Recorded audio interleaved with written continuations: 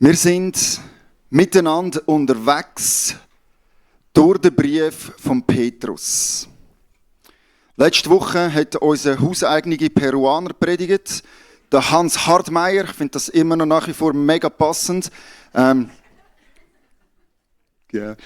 Mega gut hast du es gemacht. Danke vielmals. Ich habe es mega genossen. Habe die Predigt online nachhören. Falls du sie auch verpasst hast, das ist nicht so ein geheimer Tipp, aber ein ganz guter Tipp. Das musst du unbedingt nachhören. Mega stark gewesen. Drei Punkte sind mir mega nachgegangen. So, das Wort Kakos, das ist eben so ein richtig gutes griechisches Wort. Oder für wenn es nicht gut läuft, wenn es eben schlecht ist es eben Kakos. Dem Wort hörst du schon an, dass es nicht gut ist, oder? Und das andere, was ich so stark gefunden habe in der Predigt, ist eben Zoen. Das Leben, das Gott will, dass wir im Überfluss haben. Das, was er gibt. Das, was von Gott herkommt. Und irgendwie cool, dass deine Tochter Zoe heisst, gell? Ist ein Zufall, nehme ich auch an. Ja, genau.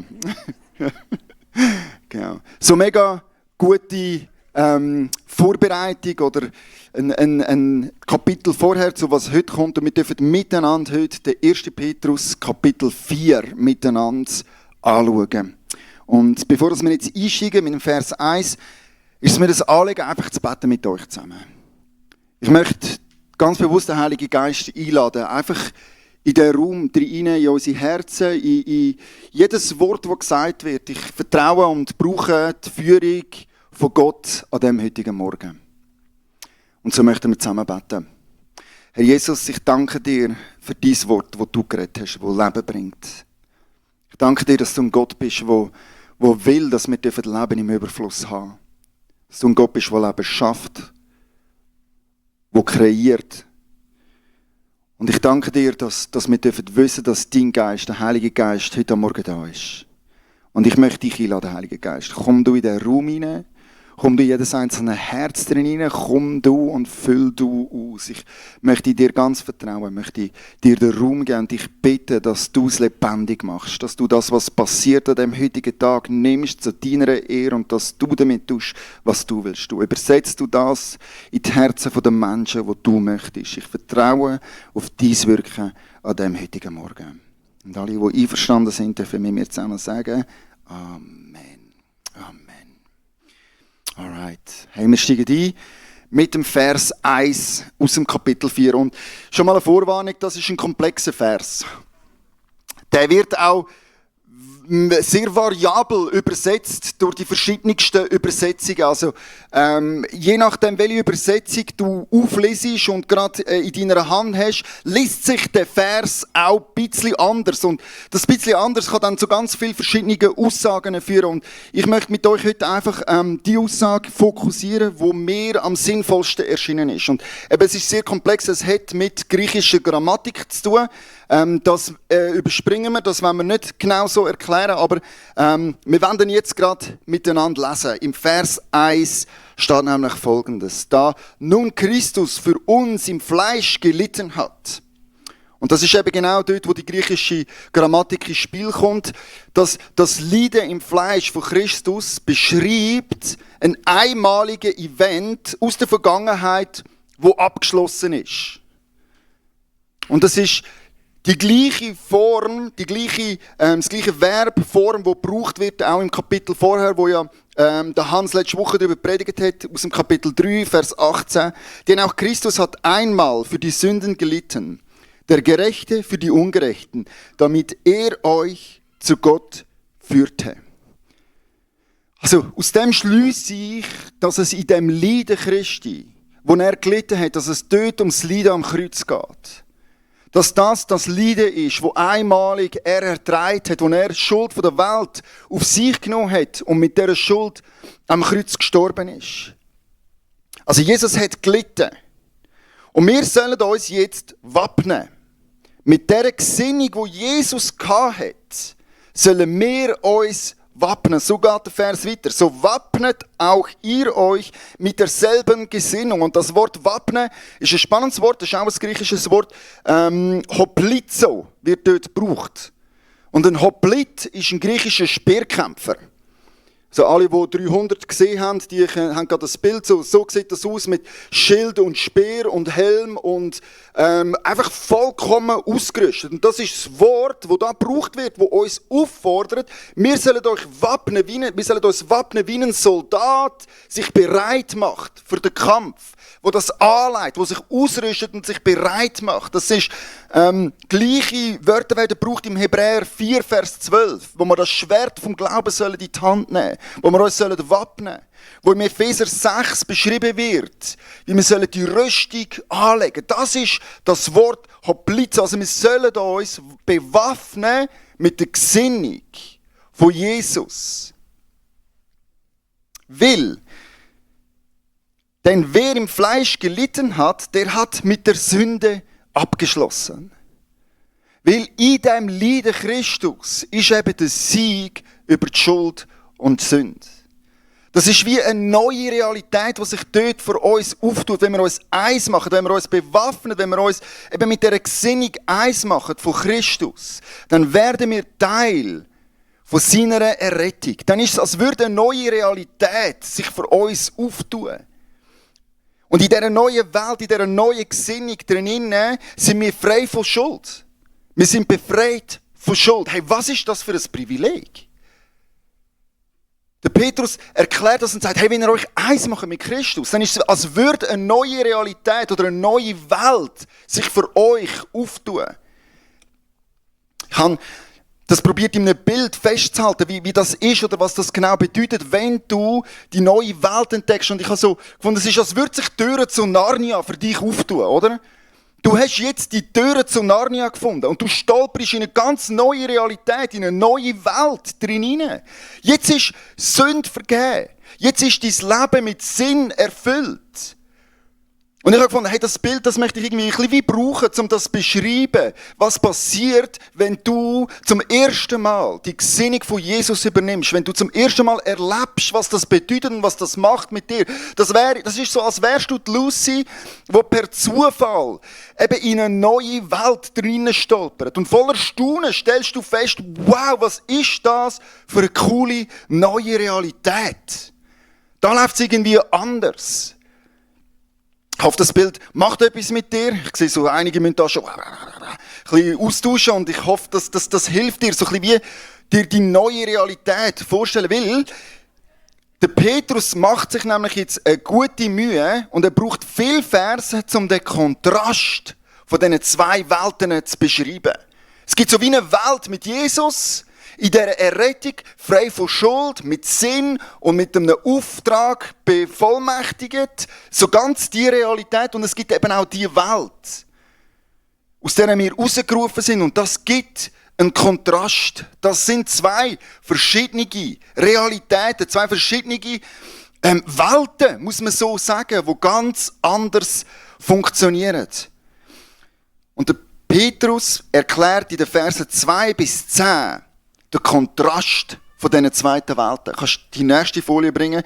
Dort habe ich geschrieben, jetzt fordert uns der Petrus auf, zu leben entsprechend dieser neuen Realität. Das heisst ja nicht, dass wenn wir frei sind von Schuld, dass nie mehr wir Probleme haben mit Schuld, oder? Das heisst ja nicht, dass das jetzt eine problemfreie Welt ist. Narnia ist ja auch nicht problemfrei. Es gibt die böse Hexe, die gibt es bei uns in der Realität auch. No. Auch wenn du die neue Welt entdeckt hast, musst du feststellen, okay, es ist nicht problemfrei, es ist nicht frei von Herausforderung, aber es ist eine neue Realität. Und in dieser neuen Realität sollen wir entsprechend leben. Wir können jetzt für den Willen Gottes leben. Vorher ist das nicht möglich gewesen. Vorher haben wir gelebt nach dem Massstab und für den Massstab von dieser Welt. So wie sie in dieser Welt halt so läuft. Und nicht mit einem Auftrag und einem Ziel und einem Sinn für unser Leben. Das ist wie eine neue Welt, die sich uns aufgetan hat. Und der Petrus beschreibt den Kontrast von diesen zwei Welten. Der nächste Vers, Kapitel 2, ab Vers 2 beschreibt er, ja, früher habt ihr Saufgelage gemacht, oder? Haben irgendwie nur Partys nachgestrebt und irgendwie ist das eine vergangene Realität. Hoffe ich. Und er beschreibt den Kontrast von diesen zwei Welten. Und wir möchten jetzt miteinander anschauen, Vers 7, 8, 9, 10, 11. wo er beschreibt, wie es dann in dieser neuen Realität oder eben wie es in dem Narnia jetzt zu und her geht. Wir lesen im Vers 7. Die Zeit, in der alles zu seinem Ziel kommt, steht nahe bevor. In dieser neuen Realität gibt es ein Ziel. Da gibt es eine endgültige Realität. Da gibt es einen Himmel, auf den wir hinleben dürfen. Das ist die Perspektive, von der der Hans auch in seiner Predigt letzte Woche schon geredet hat, wo er erzählt hat, hey, wir dürfen unser neues Leben mit Perspektive und Ausrichtung verbringen. Im Wissen, dass es eine Ewigkeit gibt, auf die wir jetzt schon hinleben dürfen. Im Vers 8, vor allem aber bringt einander eine tiefe und herzliche Liebe entgegen. Die neue Realität, in der wir leben dürfen, ist geprägt von der Agape-Liebe. Die Liebe, die eben die göttliche Liebe beschreibt. Das ist nicht die, die wir haben, das ist die, die Jesus uns schenkt. Und weil wir sie geschenkt bekommen haben, dürfen wir sie am nächsten jetzt weitergeben. Das ist die neue Realität, in der wir leben sollen. Oder Vers 9. Seid gastfreundlich gegenüber euren Geschwistern. Hey, in dieser neuen Realität dürfen wir das, was wir haben, freigebig teilen. Wir haben es von Gott bekommen und dementsprechend dürfen wir grosszügig weitergeben. Wir dürfen einladend sein, wir dürfen unsere Türen auftun für die es brauchen. Das ist die neue Realität. Vers 10. Jeder soll dem anderen mit der Gabe dienen, die er von Gott bekommen hat. In dem neuen Leben drinnen dürfen wir einander dienen in Liebe. Und dann Vers 11. Redet jemand im Auftrag Gottes. Und das Reden ist nicht einfach nur Schwätzen, so wie man das halt so Konversation führt, sondern das Reden bedeutet mehr, wenn du etwas weitergibst, etwas lehrst. Also auch mein Dienst, heute Morgen würde man als mit dem Verb beschreiben, wo dort Reden gebraucht ist, oder in einer Kleingruppe oder in einem Gespräch. Einfach, wenn du etwas tief Vermittelns weitergibst, dann ist das Reden. Das sollen wir tun. Wenn wir das im Auftrag Gottes machen, dann soll er sich bewusst sein, dass es Gottes Worte sind, die er weitergibt. Hey, in der neuen Realität darfst du Gottes Wort weitergeben. Übt jemand einen praktischen Dienst aus, soll er die Kraft in Anspruch nehmen, die Gott ihm dafür gibt. In dem neuen Leben gibt es eine Kraft, die du darfst in Anspruch nehmen zum Dienst. Jede einzelne Gabe soll mit der Hilfe von Jesus Christus so eingesetzt werden, und das ist das Ziel, dass Gott geehrt wird. Ihm gehören der Ruhm und die Macht für immer und ewig. Amen. Was für eine geniale Realität, die der Petrus da beschreibt. Hey, ein Leben, wo einander mit Liebe dient wird, wo eine Perspektive hat, wo Gastfreundschaft, wo Teilen tagtäglich ist, wo einander dienen und reden, lehren im Auftrag Gottes und in der Kraft Gottes selbstverständlich sind, dort, wo Gottes Ehre zum Ziel ist. Was ist das für eine geniale Welt? Also, was gibt es Besseres, oder? Alles easy peasy. Der Petrus spricht ein grosses Problem an. Nämlich im Vers 4 kommt es, dass der Petrus das grosse Problem anspricht.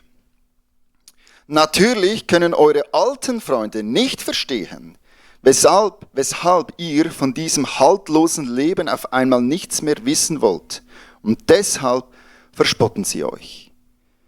Das Leben in dieser neuen Realität mit Jesus kreiert Verfolgung. Und es ist ja eigentlich schon noch absurd, wenn man sich das mal so ein bisschen vor Augen führt. Verfolgung von Christen macht ja irgendwie schon gar keinen Sinn, oder? Das sind ja Menschen, was machen die? Die leben mit Perspektiven, die leben mit einer Ewigkeitsperspektive. Okay, sie wollen selbstlos lieben, ja, das geht ja gar nicht, oder? Und dann sind sie gastfreundlich und teilen, was sie haben. Also das ist ja unter aller Sau, oder? Und dann dienen sie einander. Also das muss man doch verfolgen, das geht doch nicht.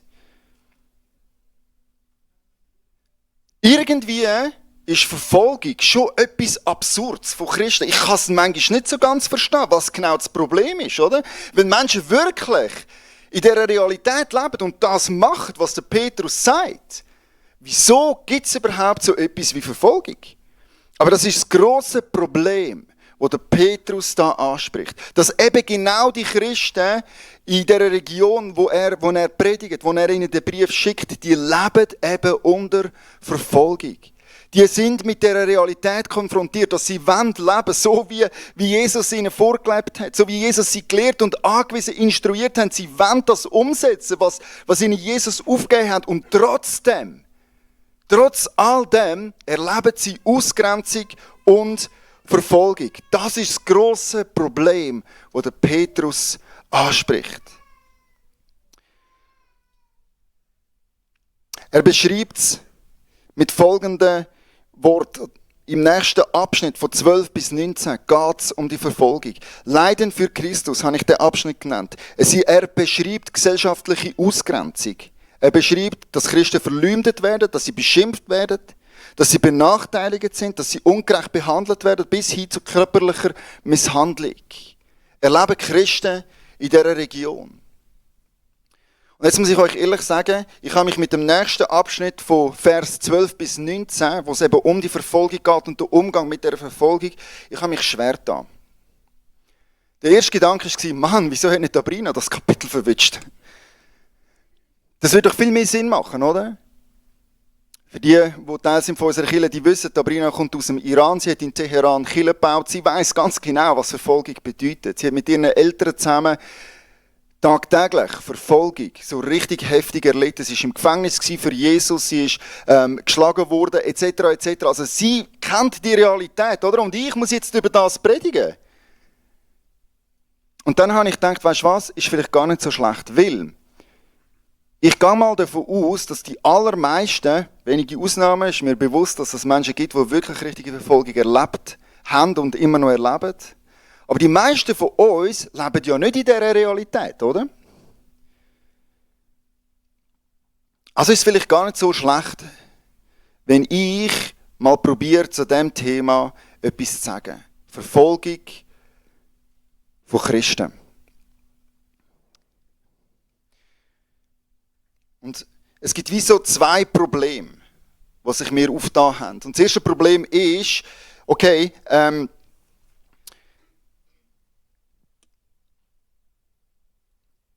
das erste Problem ist, wir in der Schweiz und die meisten von uns kennen richtige Verfolgung ja gar nicht. Ich nehme nicht an, dass viele von euch enterbt worden sind, von eurer Familie, nachdem ihr euch zu Jesus bekennt habt. Ich nehme an, die meisten von euch haben nie vom Vater gehört, ich kenne dich nicht, du bist nicht mein Sohn, du bist nicht meine Tochter, ich kenne dich nicht.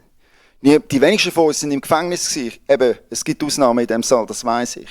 Aber die meisten von uns haben so richtige Verfolgung ja noch gar nie erlebt, oder? Und so möchte ich jetzt probieren, mit sehr viel Feingefühl diesen Menschen auf dieser Welt gegenüber, die wirklich Verfolgung erleben, die eben die Realität voll spüren, trotzdem etwas rausnehmen für uns. Und ich glaube, es gibt auch ein Leiden für Jesus da in unserer Gesellschaft und in unserer Zeit drinnen. Ich selber habe in meinem Leben so 3 Punkte erlebt, wo ich gelitten habe für Jesus. Und eben eines mehr, hey, ich will Leiden unbedingt nie aus dieser Klammer daraus rausnehmen. Das ist richtig. Ich will das nicht vergleichen. Ich weiss, es gibt ganz anderes Leiden auf dieser Welt, wo auf einer Skala nicht vergleichbar wäre mit dem, was wir haben. Also, ich glaube, sogar sehr viele Christen auf dieser Welt würden unser Leiden mit Handkuss nehmen. Verstehst du? Würden es sofort tauschen. Die würden den Arm und das Bein geben für den Tausch. Und trotzdem ist es ja doch auch ein Leiden, das wir erleben. Und ich probiere jetzt mit ganz viel Feingefühl aus unserer Perspektive auf unser Leiden, das wir manchmal gleich auch erleben, einzugehen. Und das, was der Petrus schreibt in diesem Brief für uns zu nehmen, könnt ihr da mitkommen, wenn wir das so machen, im Wissen, dass es eine Skala gibt, die nach oben sehr viel weiter offen ist als das, was wir erleben, haben wir trotzdem auch manchmal Leidenspunkte für Jesus, die wir erleben in unserer Realität drinnen. Ich möchte es nicht Verfolgung nennen, sondern ich nenne es ab jetzt einfach Leiden für Jesus. Dann können wir irgendwie wie dem gerecht bleiben, dass es wirklich eine richtige Verfolgung gibt auf dieser Welt. Ist das okay? Also in meinem Leben habe ich so 3 Themen oder 3 Momente von Leiden für Jesus erlebt. Und zuerst war die Schule. Ich bin immer als der bekannt gewesen, der in die Sekte geht. Kennt ihr vielleicht auch, gell? Die Schule kann manchmal schon tough sein und Christsein in der Schule war nicht immer einfach für mich. Dort hatte ich immer wieder mal so Leidensmomente gehabt, wo ich ausgegrenzt worden bin, wo ich auch verleumdet worden bin, wo ich beschimpft worden bin, einfach nur, weil ich Christ bin. Sonst wegen nichts anderem. Einfach nur, weil ich mich zu Jesus bekannt habe, halt auch in der Schule mich zu Jesus bekannt, hat manchmal dazu geführt, dass das ein Leiden für mich zum Resultat gehabt hat. An meinem Arbeitsplatz, wenn ich dann später auf der Bank gearbeitet habe, habe ich mal 5 Jahre Abstinenz gemacht von Alkohol, habe für 5 Jahre keinen Alkohol getrunken und dort bin ich ausgelacht worden von meinen Arbeitskollegen. Ich habe gefunden, spinnst denn du eigentlich? Zero Verständnis gehabt, für dass ich so etwas machen würde, weil es Gott mir sagt. Das war für die so fremd gewesen, wie es irgendwie nur hätte sein können. Und was auch immer mit viel Häme und mit Abgrenzung und Auslachen einhergegangen ist, war meine Sexualmoral. Also mit 20 noch nie Sex gehabt, war ja schon komisch, oder? Und dann bin ich ja schon ganz ein Spezieller. Und dann habe ich mit 21 geheiratet und bin meiner Frau treu. Was läuft denn bei dir? Willst du nicht noch irgendwie die Welt kennenlernen zuerst noch, weißt? Und dort, aufgrund von meinem Bekenntnis und von meinem Versuch, Jesus treu nachzufolgen, bin ich ausgelacht worden und bin ich immer wieder mal auch gecancelt worden. Und ich weiss, das ist eben, wie gesagt, auf dem Spektrum ist das alles harmlos, aber es ist trotzdem ein Leiden gewesen, das ich für Jesus und für meine Nachfolge von Jesus erlitten habe. Es ist so wie die Lucy, weisst du, wo sie in Narnia war und wieder zurückgekommen ist und ihren Geschwistern erzählt hat, wo sie war. Ey, es gibt im Fall da eine neue Realität, eine neue Welt. Die Geschwister haben sie ausgelacht und gesagt, hey, jetzt bist du aber ruhig, gell? Ist gut, hör auf mit dem, oder? Noch fieser, wo der Peter dort war, oder? Hat er es nachher immer noch nicht zugegeben, dass es das wirklich gibt. Und so, dem kannst du so ein bisschen nachfühlen, so ein bisschen, wow, wie fies ist denn das, oder? So ist es halt manchmal, dass es fies ist. Obwohl, dass wir Jesus nachfolgen, dass wir für das dann sogar noch ausgelacht, benachteiligt, gecancelt und fertig gemacht werden. So, die zweite Herausforderung, was sich stellt in dem Thema von der Verfolgung, ist, dass es soll in Freude resultieren. Verfolgung und Leiden für Jesus soll in Freude resultieren. Nicht, ja, da mehr arme Christen, gell, wir werden da immer benachteiligt und fertig gemacht, das geht ja gar nicht und das Leiden, sondern was das Resultat soll sein von dem Leiden für Jesus ist Freude. Es soll im Vers 19 sogar noch krasser. Daher sollen auch die, welche nach dem Willen Gottes leiden, ihre Seelen ihm als den treuen Schöpfer anvertrauen und dabei das Gute tun. Also es ist sogar noch ein Schritt weiter, dass Gott das Leiden manchmal will und braucht zum Guten. Und nachher Vers 13. Freut euch vielmehr, dass ihr auf diese Weise an den Leiden teilhabt. Also wir sollen uns freuen. 14. Glückselig seid ihr, wenn ihr geschmäht werdet, um den Namen Christus willen. Vers 16. Wenn ihr aber als Christen leidet, so soll er sich nicht schämen, sondern er soll Gott verherrlichen in dieser Sache. Also Verfolgung sollte das Resultat haben. Wenn wir leiden für Christus, wenn wir ausgelacht werden, wenn wir benachteiligt, wenn wir beschimpft werden, sollten wir uns nachher nicht selber bemitleiden und klagen und klönen, sondern das Resultat von dem Leiden für Jesus sollte sein, dass wir uns freuen. Wie bitteschön soll das gehen?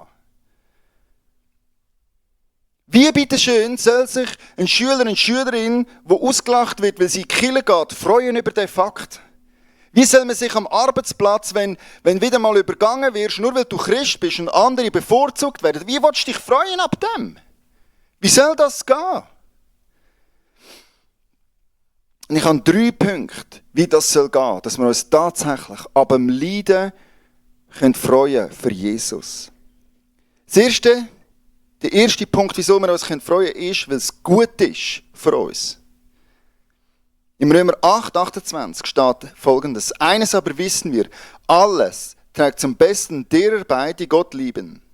Sie sind ja in Übereinstimmung mit seinem Plan berufen. Also alles kann Gott brauchen zu deinem und meinem Besten, wenn wir mit Gott unterwegs sind. Und da gehört Leiden für Jesus und der Name Jesu Wille gehört da dazu. Im Petrusbrief redet er von dieser Läuterung im Feuer, wo weggebrannt wird. Es geht beim Leiden darum, dass Gott unseren Charakter schulen kann. Also wenn du ausgelacht wirst in der Schule, dann freu dich ab dem Fakt, weil du darfst lernen in dem Moment, dass deine Identität ja nicht auf der Annahme von deinen Mitschülern beruht, sondern deine Identität beruht ja in der Berufung von Jesus Christus, dass er dich gewählt hat. Das ist ja deine Identität. Und wenn du ausgelacht wirst, dann ist das eine Charakterschule. Das schleift und das kann Gott brauchen, auf das du geläutert wirst und auf das du geschliffen wirst. Es ist ein Privileg, wenn Gott an uns schafft. Darum dürfen wir uns freuen, wenn wir leiden, um Jesu Namen willen. Der zweite Punkt, wieso wir uns freuen dürfen, ist, in dem Moment, wo wir leiden, ist Gott nahe. Vers 14. Ja, wenn ihr beschimpft werdet, weil ihr zu Christus gehört und nach seinem Namen genannt seid, seid ihr glücklich zu preisen. Denn gerade dann ruht der Geist der Herrlichkeit, der Geist Gottes auf euch. Wenn wir leiden um den Namen Jesu willen, weil wir uns nach seinem Namen berufen, dann liegt der Geist Gottes auf uns. Dann ist er nahe. Und das hat mich immer fasziniert, wenn Sabrina oder ihre Familie erzählt von Gefängnis und von Leiden von Jesus. Für Jesus. Nie war Jesus näher als in dem Moment. Nie war er mehr präsent als in dem Moment, wo wir leiden für Jesus. Darum dürfen wir uns freuen. Wir dürfen wissen, wenn wir leiden, ist Gott nahe. Das ist ein Grund, um sich zu freuen. Und der dritte Punkt, wieso dass wir dürfen fröhlich sein, auch wenn wir leiden für den Namen Jesus, ist, weil Gott gerecht ist. Vers 17. Denn die Zeit ist angebrochen, an der Gott Gericht hält. Und er beginnt dabei bei seinem eigenen Haus. Also Gott ist ja nicht absent. Es ist ja nicht so, als würde er die Ungerechtigkeit einfach irgendwie verpassen und nicht mitbekommen, wenn die passiert. Sondern in dem Moment, wo dir Leiden widerfährt, weil du dich zu Jesus bekennst, darfst du wissen, dass Gott das sieht. Mehr du darfst zu deinem eigenen Schutz die Ungerechtigkeit Gott überlassen. Du darfst ihn zum Richter machen. Du musst nicht selber der Richter sein und selber über die Ungerechtigkeit richten, sondern du darfst wissen, dass dein Gott im Himmel ein gerechter Richter ist, der schlussendlich alles richtig macht. Das ist ein Grund, um sich zu freuen. Im Wissen, Gott hat es im Griff. Ich muss es nicht im Griff haben. Ich muss nicht für Gerechtigkeit jetzt probieren zu sorgen. Ich kann das nicht erzwingen, aber Gott hat es im Griff. Und darum dürfen wir uns freuen, auch wenn wir leiden für Jesus. Und so möchte ich zum Schluss jetzt beten mit uns allen zusammen, bevor wir nachher wieder einsteigen in eine Zeit der Anbetung. Übrigens werden wir nachher, nach der Anbetung, Gemeindegebet machen. Gemeindegebet machen wir einmal im Monat, immer am letzten Sonntag, tun wir miteinander für Themen beten. Und heute möchte ich für verfolgte Christen mit euch zusammen beten, die die Realität vom Leiden für Christus so richtig voll spüren. Aber zuerst möchte ich beten für uns und mit uns zusammen. Danke, Jesus, bist du treu. Danke vielmals, bist du nahe, wenn wir leiden. Danke vielmals, ist nichts irgendwie per Zufall oder absichtlich geschehen, sondern dass du das kannst brauchen, danke ich dir. Merci vielmals, brauchst du das Leiden, auf das wir geschliffen werden dürfen, auf das unser Charakter geformt werden und wir immer mehr verwandelt dürfen werden ins Ebenbild von dir, Jesus. Danke vielmals, bist du gerecht. Merci vielmals, hast du es im Griff. Und danke, entgeht dir nichts. Und all die Ungerechtigkeit, die wir erleiden, möchten wir dir zur Verantwortung geben. Merci vielmals, bist du mit uns und bist du nahe. Amen. Amen. Ich darf jetzt einsteigen in eine Zeit der Anbetung.